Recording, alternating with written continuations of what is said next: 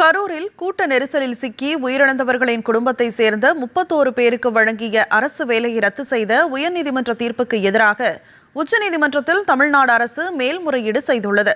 தாவேக சார்பில் கரூரில் கடந்த ஆண்டு செப்டம்பர் மாதம் முதலமைச்சர் விஜய் பங்கேற்ற தேர்தல் பிரச்சார கூட்டத்தில் நெரிசலில் சிக்கி பெண்கள், குழந்தைகள் உட்பட 41 பேர் உயிரிழந்தனர். இந்த நிலையில் கரூர் சம்பவத்தில் பலியானவர்களின் 31 பேர் குடும்பத்திற்கு கருணை அடிப்படையில் அரசு வேலைக்கான நியமன ஆணைகளை கடந்த 10ஆம் தேதி கரூரில் நடந்த விழாவில் முதலமைச்சர் விஜய் வழங்கினார்.